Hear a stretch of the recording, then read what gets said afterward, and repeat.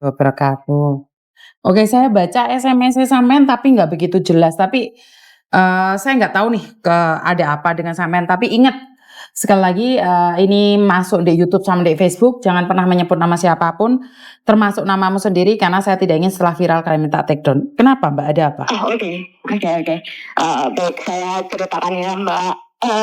Mbak, handphone-mu jangan deket-deket, suaranya ngebas. Oke. Mhm.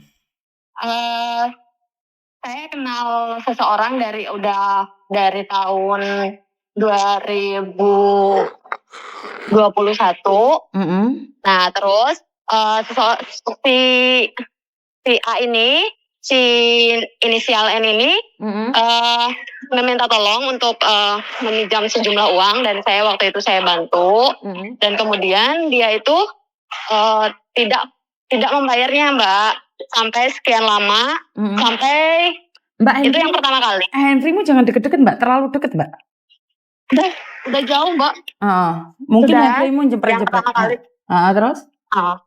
Itu yang pertama kali, terus yang kemudian itu yang pertama ya, setelah menghilang, dia juga mendatangi saya kembali untuk meminjam sebuah jumlah uang lagi, dan kebetulan saya itu ngerasa, oh iya saya percaya gitu aja, Mbak. Saya kasih tip 2 kalinya, dan setelah itu menghilang sampai saat ini. Kabar terakhir di bulan Maret, dia itu calling Tisa lagi. Pertamanya di Interminute pulang Indonesia.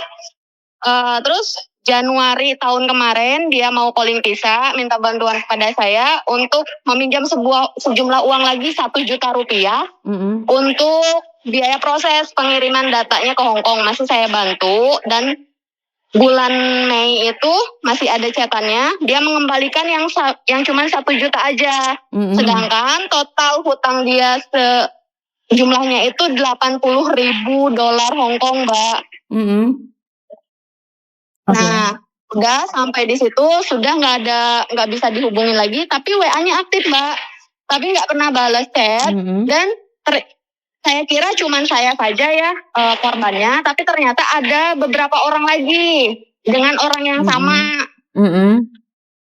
Nah, saya minta kita bertiga itu minta tolong sama Mbak, tolong dihubungi keluarganya untuk meminta kejelasan dia keberadaannya di mana, dan untuk bisa menyelesaikan masalahnya gitu, Mbak.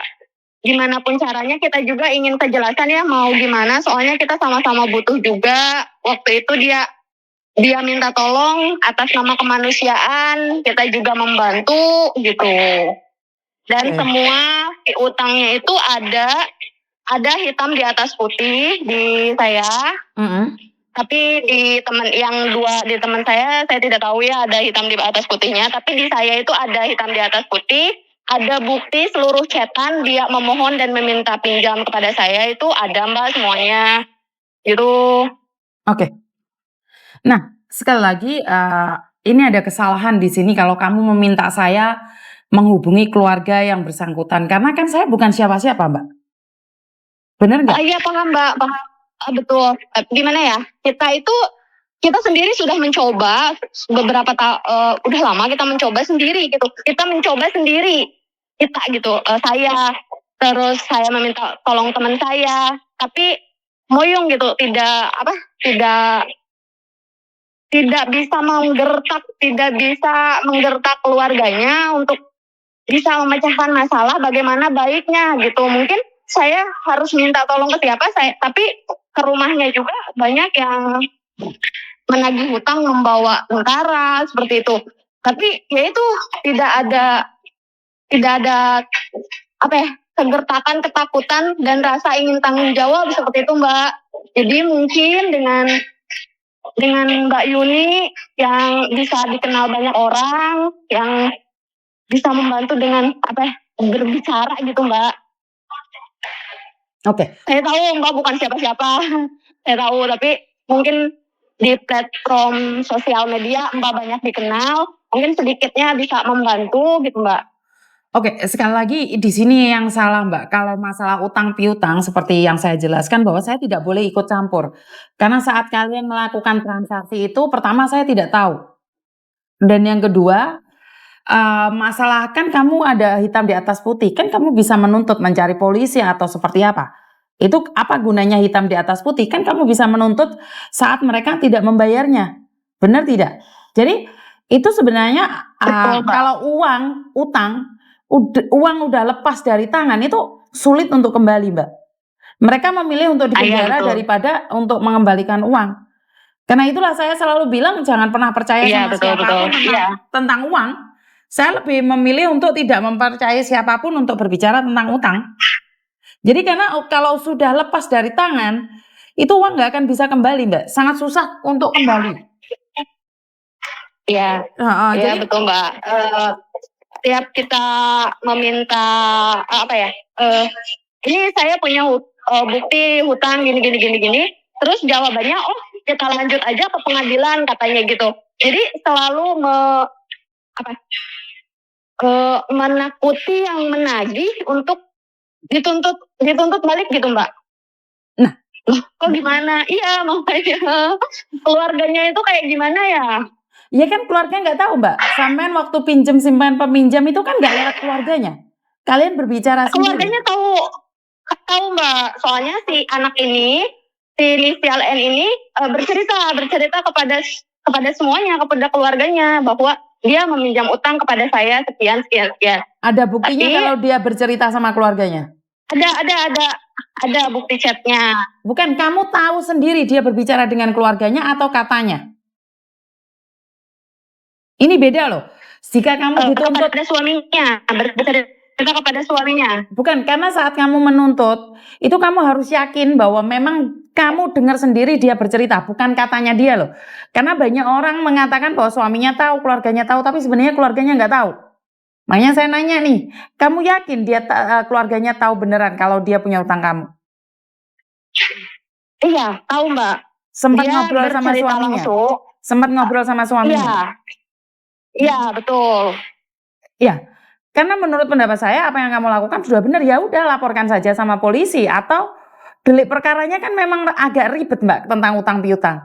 Karena kalian kan melakukan Betul. transaksi sendiri. Kenapa kamu tidak menyuruh dia utang di bank? Kenapa harus meminjamin dari kamu? Karena kalau di bank dia bisa Ya. dituntut, tapi kalau pada orang biasa dia nggak bisa nuntut. Kamu gimana nuntutnya? Ya itu sih memang kesalahan awalnya itu yang pertama itu, yang kedua saya tidak tahu agennya yang sekarang itu di mana. Gitu, jadi saya tuh pengen ada jalan untuk tahu anak ini ada di mana gitu Mbak. Nggak bisa Mbak. Kalaupun seandainya anak itu agennya saya pun nggak boleh memberikan informasi pada kamu loh. Kalau saya memberikan informasi pada kamu itu salah. Saya bisa dituntut. Karena itu adalah ranah pribadi. Jadi nggak boleh siapapun memberikan informasi. Ya itulah saya selalu katakan jangan meminjamin orang. Kalau uang sudah lepas dari tangan itu hilang sayang. Atas dasar kemanusiaan atau apapun, kenapa kamu nggak memilih untuk menyumbangkan pada Palestina? Kenapa kamu tidak memilih untuk menyumbangkan pada orang-orang yang meninggal dunia? Kenapa kamu lebih memilih membantu orang atas dasar kemanusiaan? Karena kalau sudah uang lepas dari tanganmu itu sudah hilang sayang. Iya. Kalau Miss Yuni nyari keluarganya itu salah sayang. Kenapa? Iya, Saya nggak ada hubungan. Nggak boleh. Iya. Karena itulah tadinya kan saya pernah lihat konten teman-teman saya nyaranin gitu. Banyak teman-teman yang nyaranin. Yang pertama alasannya ya, banyak teman-teman yang nyaranin, oh coba lapor, minta tolong gini-gini. Terus saya juga beberapa kali lihat konten Mbak yang bisa menghubungi keluarganya, menjembatani gitu. Itu saja sih Mbak. Selain itu bukan menjembatanin untuk masalah sih nggak apa-apa ya. Tapi kalau menjembatanin untuk nagih hutang nggak boleh loh Mbak. Enggak. Saya tidak menuntut meminta tolong untuk menjembatani untuk menagih hutang, tidak. Menjembatani untuk bisa berhubungan, meminta informasi gitu. Ya berarti sama aja kan tetap pada akhirnya kan nagih hutang sayang. Untuk menanyakan informasi tentang, nah ini sekali lagi ini ada yang salah. Kalau kalian nih untuk kemarin saya menjembatani orang karena dia ditipu untuk ASN untuk pegawai negeri ini saya bisa menjembatanin pada korban dan pelaku. Tapi kalau ini pure nagih hutang nggak boleh saya nggak boleh.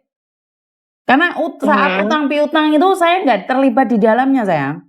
Jadi kalau kalian bermasalah nih ditipu nih, masalah penipuan, beli tanah atau dijanjikan jadi pegawai negeri ternyata enggak. Saya kan ada koneksinya. Saya ada polisi, saya ada orang BUMN yang saya kenali, saya bisa minta bantuan. Lah kalau utang piutang gini gimana saya? Kan nggak ada, saya nggak ada kenalan. Saya nggak kenal debt collector. Bener nggak? Jadi untuk menjembatani utang piutang dengan menjembatani orang tertipu itu beda loh. Ini kan utang piutang toh awalnya bukan ditipu kan kamu? Awalnya kan dia ngomong baik-baik sama kamu utang piutang. Iya, Bener nggak? Nah, kalau masalah arisan bodong atau job TKL atau apa, saya akan menghubungi. Karena itu ranahnya penipuan. Lah kalau ini kan dia masih utang piutang yang secara pribadi sayang. Nah, kalau kalian mau, kalian bisa melaporkan anak ini pada KJRI. Kalian bertiga datang ke KJRI. Bisa melaporkan bisa ya, itu. Mbak? Nah, kenapa? Oke. Betul, iya, saya teman juga ada yang ngomong, kenapa lapor KJRI aja. Nah, saya itu benar-benar awam pengetahuan tentang soal itu ya Mbak. Jadi kita bisa melaporkan ke KJRI gitu. Ya sekedar melapor, saya nggak tahu apakah ditanganin atau tidak, tapi setidak-tidaknya kamu punya rekod bahwa kamu pernah melaporkan anak ini di KJRI. Nah, jika banyak orang yang ditipu, mungkin KJRI akan bertindak. Tapi sekali lagi KJRI adalah negara ya, di mana nggak yang diurusin nggak cuma satu, ya kamu harus bersabar, di mana bukan hanya kamu satu orang yang ditangani oleh KJRI, ya sabar. Ditanganin atau tidak, saya kurang tahu, karena ini sudah ranahnya utang piutang kalian secara pribadi. Ngapain ngutangin uang atas dasar kemanusiaan? Di luar sana banyak orang yang membutuhkan. Kenapa kamu harus membantu dia? Bener nggak sayang? Iya betul. Tapi ya jadi gimana ya? Jadi dia itu kayak yang satu orang ke teman saya itu buat operasi ibunya. Ibunya lagi di ICU. Gitu. Jangankan sampean ya Mbak ya. Jangankan sampean. Saya kasih tahu. Saya itu bekerja di agent zaman dahulu. Dan majikan itu dihapusin pembantunya ngomong bahwa ibunya masuk ICU. Pinjem uang dan pulang. Pinjem uang dan pulang ke Indonesia. Sama saya dia pinjem uang, tapi dia nggak ngomong sakit atau apapun. Dia nggak berani karena saya agentnya. Nah, setelah itu dia pinjam uang sama majikan, terus pulang ke Indonesia. Nah, ini anak waktu pulang Indonesia nggak ngubungi saya, majikannya juga nggak ngubungi saya. Setelah apa yang terjadi, dia nggak balik lagi ke Hong Kong, majikannya nyari ke saya. Anak ini ibunya apa kecelakaan. Nah, kebetulan saya kenal sama keluarganya, tak telepon. Enggak, dia sehat-sehat aja. Paham nggak maksud saya? Jadi bukan hanya kamu aja ditipu, majikan itu bisa ditipu juga. Karena itu siapapun orangnya yang sudah berbicara tentang uang tinggalkan. Walaupun dijanji apapun, nggak usah percaya. Ngerti? Mbak, ngerti. Ya, jadi itu aja majikan bisa ditipu loh Mbak. Itu saya kenal keluarganya, saya telepon keluarganya langsung loh. Saya tanya keluarganya, apakah ibunya kecelakaan meninggal dunia? Tidak. Itu pun dia anak kandungnya sendiri tega mengatakan ibunya meninggal. Saya kenal keluarganya. Apakah saya bisa nagih uang majikan? Nggak bisa sayang. Majikan loh itu.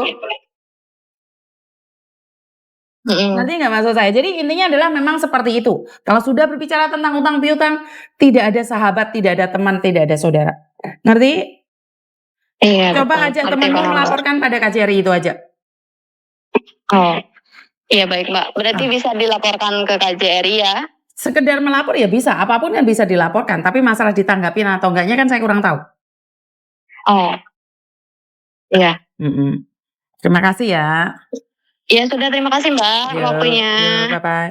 Oke, jadi teman-teman nggak bisa dong saya mengonekkan kalian dengan keluarganya. Nggak ada urusan. Dan sekali lagi saat kalian melakukan utang piutang saya nggak tahu. Kalaupun saya tahu, saya tidak akan masuk ke ranah utang piutang.